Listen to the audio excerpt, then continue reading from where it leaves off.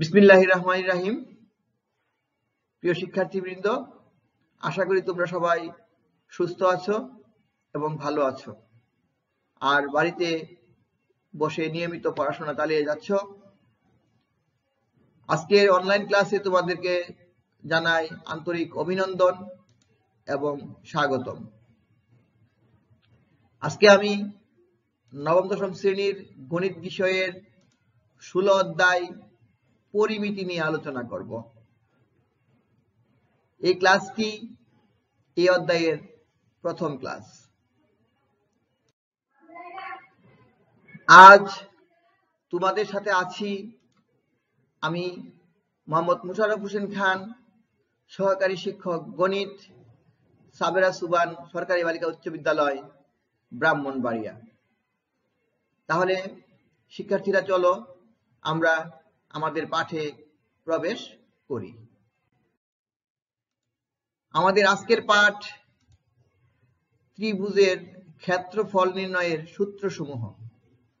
আজকে আমরা ত্রিভুজের ক্ষেত্রফল নির্ণয়ের যে সূত্রগুলি আছে সেই সূত্রসমূহ সম্পর্কে অবগত হব।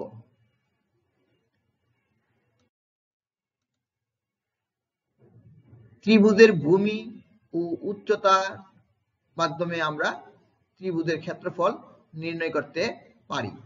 আমরা সবাই জানি, আমরা পূর্বের ক্লাসেও পড়েছি, ত্রিভুজের ক্ষেত্রফল সমান সমান 1/2 ইন্টু ভূমি ইন্টু উচ্চতা।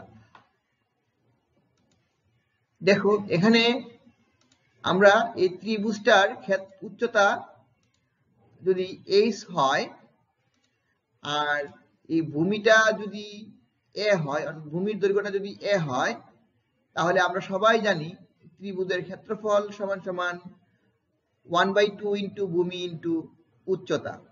তাহলে আমরা লিখতে পারি 1/2 ইন্টু a ইন্টু h। এটা একটা সূত্র।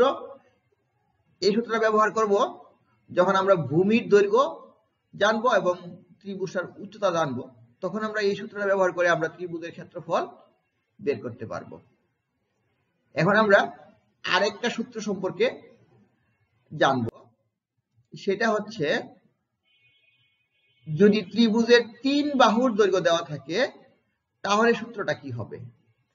দেখো আমরা যদি এ বি সি একটা ত্রিভুজ হয়, ধরি তার বিসি বাহুর দৈর্ঘ্য এ, এসি বাহুর দৈর্ঘ্য বি এবং এবি বাহুর দৈর্ঘ্য সি আমরা ধরলাম। এখানে কিন্তু আমরা উচ্চতা জানি না, শুধু 3টা বাহুর দৈর্ঘ্য আমাদের জানা আছে। তাহলে 3 বাহুর দৈর্ঘ্য জানা থাকলেও আমরা ত্রিভুজের ক্ষেত্রফল বের করতে পারি। সেই ক্ষেত্রে ত্রিভুজের ক্ষেত্রফল নির্ণয়ের সূত্রটা হচ্ছে s into s minus a into s minus b into s minus c। তো আমরা তো এখানে a b c চিনি বা জানি a b c কি।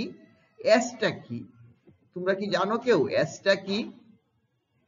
হ্যাঁ, এখানে s টা হচ্ছে অর্ধ পরিসীমা, অর্থাৎ পরিসীমার অর্ধেক। তো আমরা পরিসীমা কি জানি? 3 বাহুর ত্রিভুজের পরিসীমা হয় 3 বাহুর যোগফল। তাহলে অর্ধ পরিসীমা হবে a plus b plus c by 2।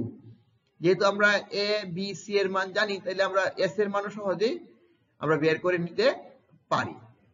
তাহলে আমরা এই সূত্রটা ব্যবহার করে আমরা ত্রিভুজের 3 বাহু দেওয়া থাকলে ত্রিভুজের ক্ষেত্রফল নির্ণয় করতে পারবো। এখন আমরা ত্রিভুজের যে কোনো 2 বাহুর দৈর্ঘ্য ও তাদের অন্তর্ভুক্ত কোণ দেওয়া থাকলে ত্রিভুজের ক্ষেত্রফল নির্ণয়ের সূত্রটা কি হবে আমরা দেখব। এখানে এ বি সি একটি ত্রিভুজ নিলাম, যার এসি বাহুর দৈর্ঘ্য বি এবং এই বাহুর দৈর্ঘ্য সি।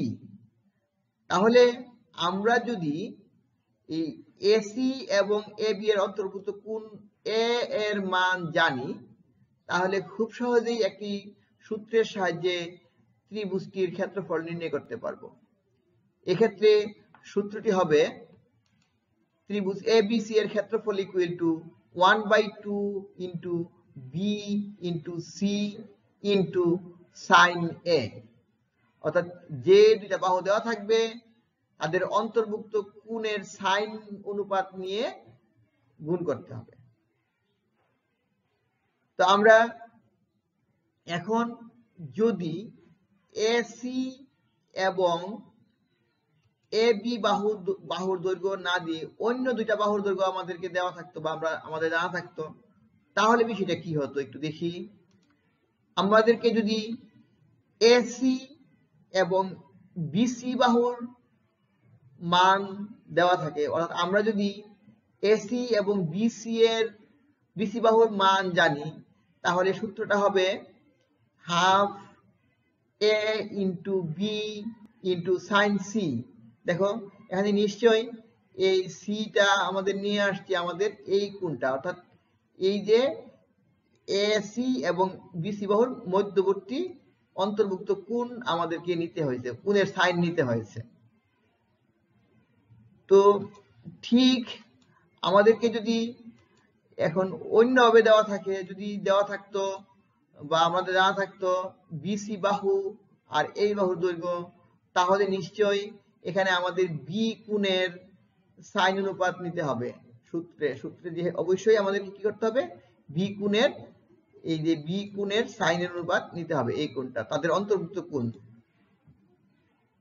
অর্থাৎ সহজ কথা, যে দুইটা বাহু দেওয়া থাকবে তাদের অন্তর্ভুক্ত কোণের সাইন অনুপাত নিয়ে ওই দুইটা বাহুর সাথে গুণ করতে হবে, ওই দুইটা বাহুর গুণফলের সাথে গুণ করতে হবে আর হাফ দ্বারা গুণ করতে হবে। এইভাবে সহজে আমরা সূত্রটা পেয়ে যাই। তাহলে এই সূত্রটার সাহায্যে আমরা খুব সহজেই, যদি দুইটা বাহুর দৈর্ঘ্য দেওয়া থাকে আর তাদের অন্তর্ভুক্ত কোণ দেওয়া থাকে, তাহলে আমরা ত্রিভুজের ক্ষেত্রফল নির্ণয় করতে পারব। এবার আমরা বিশেষ কিছু ত্রিভুজের ক্ষেত্রফল নির্ণয়ের সূত্র দেখব, যেমন সমকোণী ত্রিভুজের ক্ষেত্রফল। সেটা কিভাবে আমরা লিখতে পারি? আমরা সমকোণী ত্রিভুজ সবাই জানি, যে ত্রিভুজের একটি কোণ সমকোণ তাকে সমকোণী ত্রিভুজ বলে। ধরি এখানে এ বি সি ত্রিভুজের এই সি কোণটা সমকোণ, তাহলে ত্রিভুজের ক্ষেত্রফল কি হবে? তো আমরা কিন্তু জানি ত্রিভুজের ক্ষেত্রফল সমান সমান হাফ ইন্টু ভূমি ইন্টু উচ্চতা। তো এখানে যেহেতু আমাদের এই সি কোণটা সমকোণ, তাহলে নিশ্চয়ই এই বি সি বাহু আর এসি বাহু পরস্পর লম্বভাবে আছে। তাহলে আমি যদি এই বিসি বাহুটাকে ভূমি ধরি, তাহলে এসি বাহুটাকে হয়ে যাবে লম্ব, তাহলে উচ্চতাটা হয়ে যাবে এসি বাহু। বিসি যদি ভূমি হয়, এই ত্রিভুজের উচ্চতা হবে এসি বাহুটা।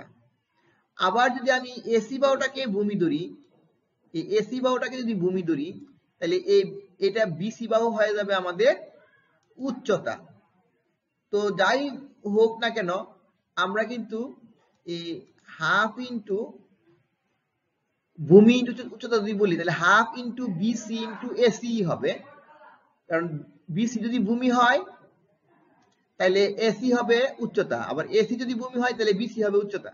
তাহলে আমরা হাফ ইন্টু এই দুইটা বাহু, অর্থাৎ সমকোণ সংলগ্ন দুইটা বাহু গুণ করলে কিন্তু আমার ত্রিভুজের ক্ষেত্রফলটা আমরা পেয়ে যাই।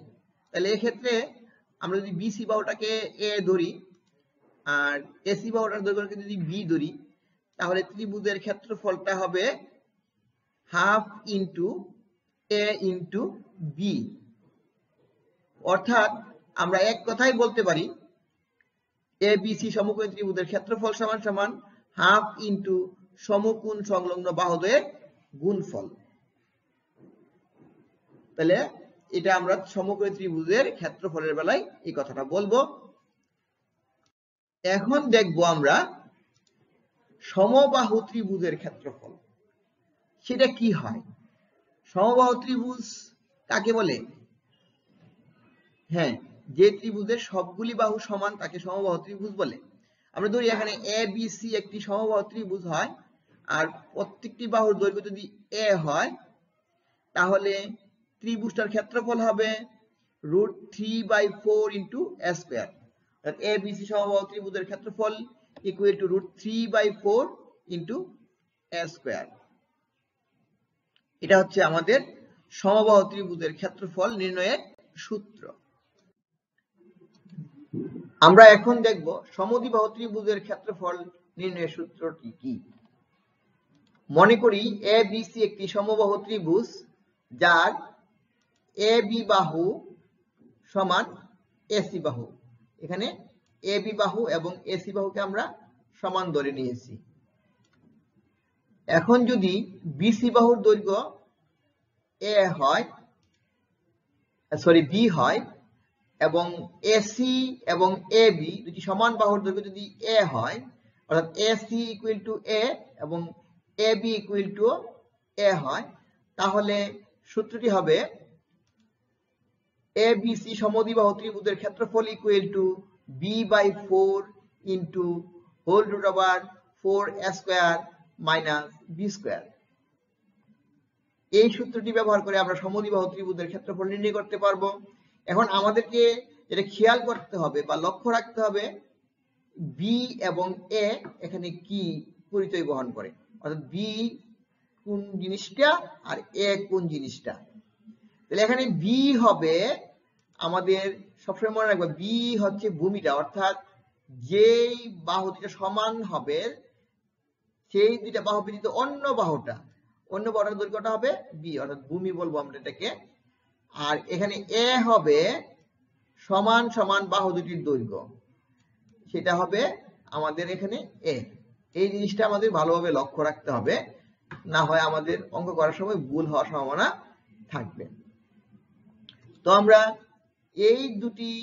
এই সূত্রটা ব্যবহার করে আমরা খুব সহজেই সমদ্বিবাহু ত্রিভুজের ক্ষেত্রফল নির্ণয় করতে পারব।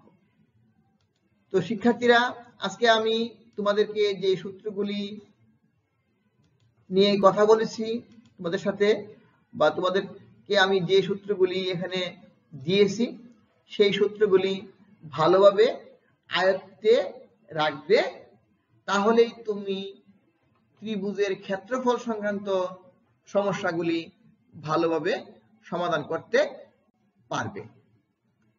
আজকে আমরা আর কথা না বাড়িয়ে সবাইকে ধন্যবাদ জানিয়ে ক্লাসটি শেষ করতে চাচ্ছি।